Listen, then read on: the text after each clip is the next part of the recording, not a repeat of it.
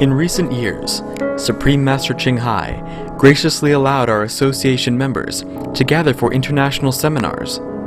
They were joyous occasions as Master and disciples reunited to meditate and pray for peace.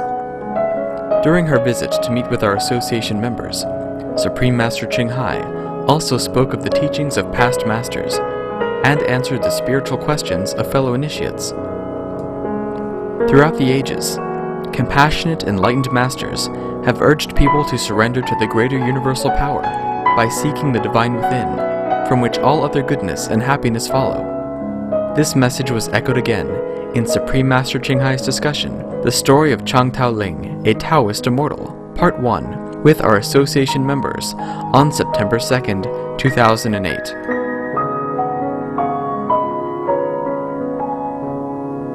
Supreme Master Ching Hai's lectures are not a complete meditation instruction. Please do not try alone. For free of charge guidance, please visit www.godsdirectcontact.org or contact any of our centers near you. So now, finally, another 3 years passed, and since he heard the voice of the white crane, the elixir was completed, and he became an immortal. Ah, yeah, this is what it is, of course, yeah? He became completely enlightened, right? Right now, completely enlightened. So that's what it means.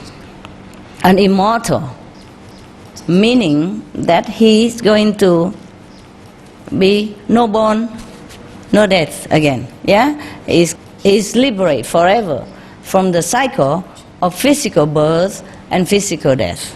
Yes, he attained the 5th level of consciousness, the highest that we can attain as a human being, okay? Yes, completely free from everything, from ego, from karma, from the circle of reincarnation, the birth and death, suffering, etc., etc. Completely free from the karmic retribution and power to drag you back down into this physical world again. So he has a choice whether to be reborn here or not reborn here. And if he is reborn here again, that means it's just to help others. Yeah, he's not forced to be reborn as per bad karmic retribution. That means truly immortal. Immortal doesn't mean you keep this physical body forever. Well, you could, as I told you already, if you stay between the threshold of the astral world and the physical world. You come back and forth a little bit, you know? Yes. Then you cannot stay forever in the physical world, but you can also not stay always in the astral world. You have to be like a rope walker, you know, balancing it.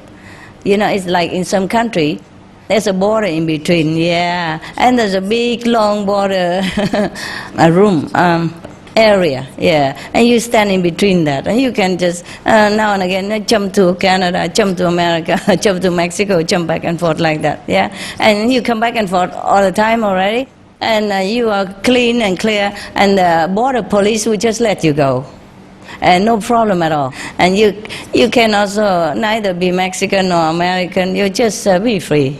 Yes, like that you can come and go to America, come and go to Mexico. Understand now? Yeah? Okay. If you want to keep this rotten physical body, be welcome. Just hang around in between the astral and the physical level. No? Oh, why not? It's fun. You can come back, see me all the time, and eat a lot of stuff in the kitchen. I remember last night you rather get up and eat the last supper, huh? Of the day only, yeah, of the day. It's nice to have a supper, huh? At night, huh? Anybody want to be breatharian? No? Why not? The pudding tastes good? Okay. All right. Eat a little less, huh? I mean, enough to survive, okay? Don't starve yourself, but don't stuff yourself too much. I cannot meditate very well, yeah. All right. Now we continue with the immortality of Chang Tao-ling. He left his cave and traveled throughout the river valleys and mountains of Sichuan. On one of his journeys, he met Lao Tzu, who taught him how to fly to the stars and tunnel under the earth. They just talk like that. No, they make us all confused, as if we could do that physically. Now there may be some magical way that you can do that too, but I doubt it. If Lao Tzu would have taught him to fly to the star and dig a tunnel, I mean, 腾云驾雾啦, huh? Okay, means the person who could fly up to the sky anytime he wants and walk under the ground, under the soil, anytime he wants, disappear in any time he wants. I doubt it very much that Lao Tzu would have taught him this kind of magical power.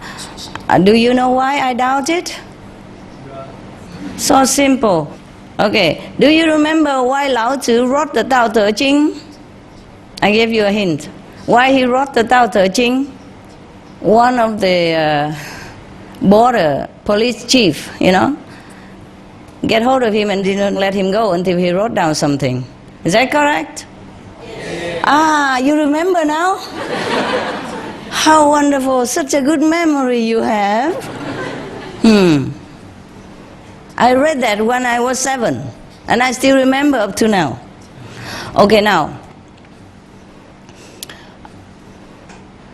So, suppose Lao Tzu knows the art of truly physically flying, disappear into the star, or walking under the soil, disappear into the ground, then he would have escaped.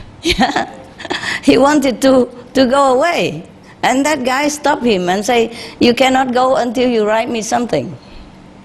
So Lao Tzu had to stay there, a prisoner, and wrote the Tao-ling, finished, and then the guy let him go. Do you understand me?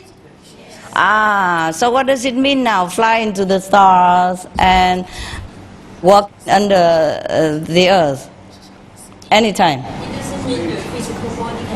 It doesn't mean your physical body can do that, correct? So what does it mean? We could do that, right? When we meditate, we left the physical body. Sometimes we even see our physical body sitting there. Yeah? And then we fly up to wherever the Master takes us, yeah?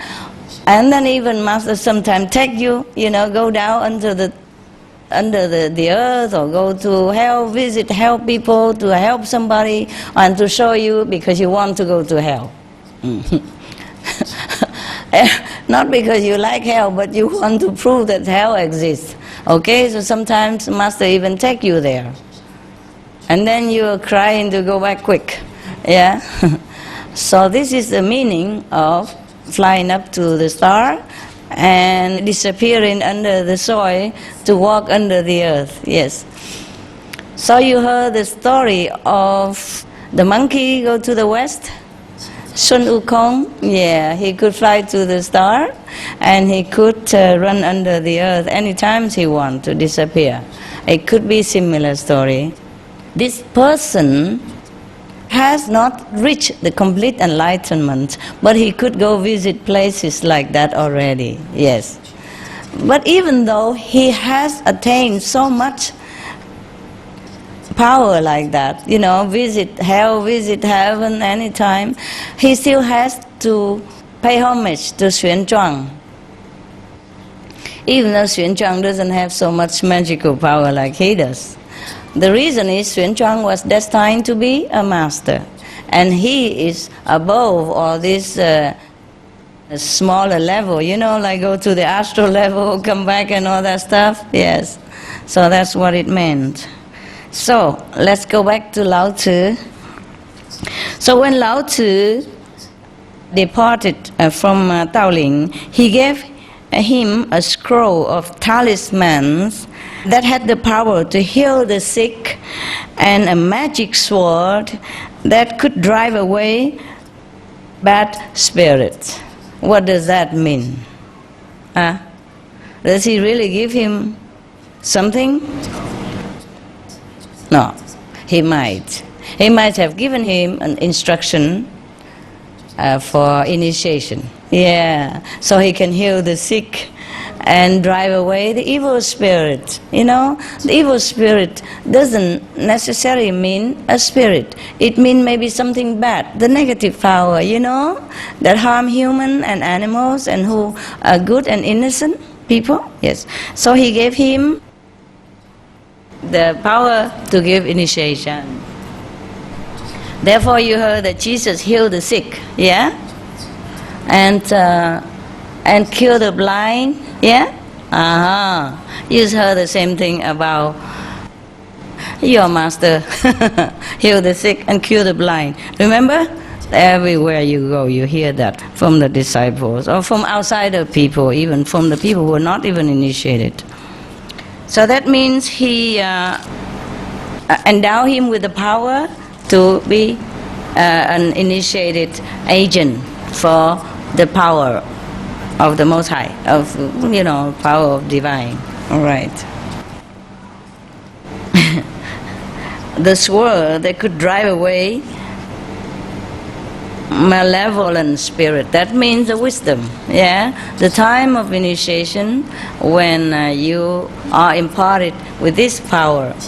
Yes, is similar to the sword that cut asunder all the things that has been ailing you, that has been troubling you, that has been attached to you and giving you trouble and obstructions in your life, and make you separated from the Tao. Yeah? Okay, that is the sword of Manjushri, the sword of wisdom. That doesn't mean a physical cutting knife. Yeah? You know that by now already, right? Yeah, you are so smart. I am proud of you. But of course, when people heard like that, they would imagine, oh, okay, Chang Tao-ling now have a sword, yeah, and cut the bad spirit, you know, the ghost and all that. How can you cut the ghost with the sword? He doesn't have a body. You understand me? The spirits don't have the body. Huh? Yes. Okay, the power to heal the sick, it's the power like Jesus has. Yes. But he always credited to his Father. Say, you have faith in the Father and you are healed. Your faith has healed you. Yeah, he heals so many sick people. There's nothing new to us. Yeah, you are initiated, and many of your sickness are healed also. But don't come for that. I told you many times. This is just by the way. I'm telling you because you know that, right? Good. Okay. Very good. So now, as time went on, Tao-ling's skill in the art of magic matured. It's not magic.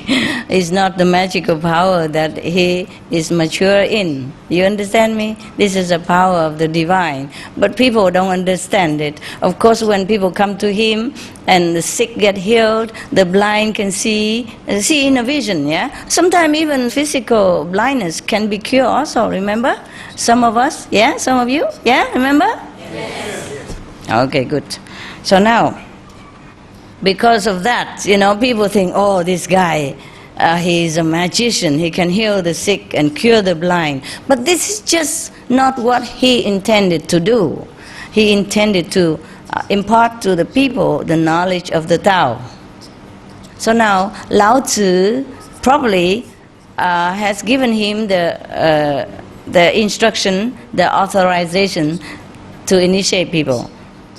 So now, before he met Lao Tzu, he was meditating and hearing the sound and seeing the light already. That meant he has been studying with someone who was a disciple of Lao Tzu. And then one day he has a chance to come and see the master. Yeah?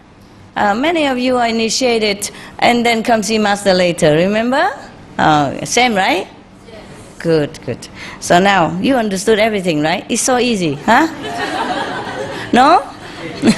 It's just like us, so it's so easy to understand. Okay. Now, he has been mature in the magical power, the so-called magical power. Because to the ordinary people who are not initiated by him, they would never understand anything else like inner vision or heavenly abode or anything like that. They would only see that, okay, the people who are initiated by him suddenly became different, more beautiful or healed, can see and explaining that I see the vision inside and I see God, I see all that. And people would just think that's all he has, heal the sick and cure the blind. Because he also don't dare, in any case, to say anything more to the outsider people, except the trusted one, the one who come to him for learning the divine power, the power of yourself, the kingdom of God, the power of the Tao.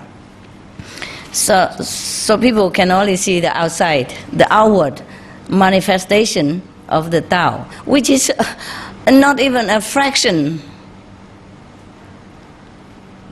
of whatever you can have, or whatever you can know if you are initiated by him.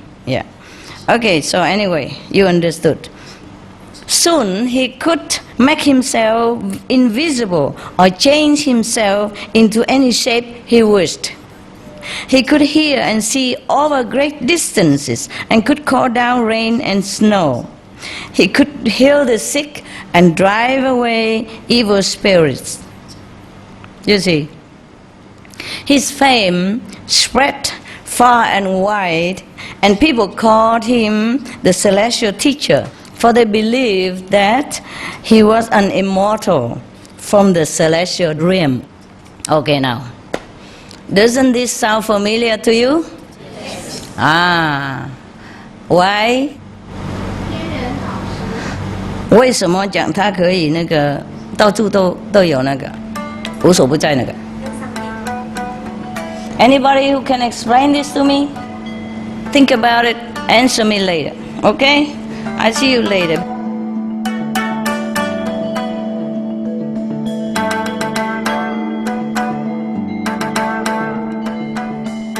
We appreciate your magnanimous company for today's episode of Between Master and Disciples.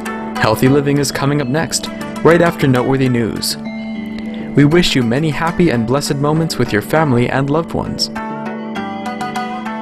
Supreme Master Ching Hai's lectures are not a complete meditation instruction. Please do not try alone. For free of charge guidance, please visit www.godsdirectcontact.org or contact any of our centers near you. For more details, please visit www.suprememastertv.com/BMD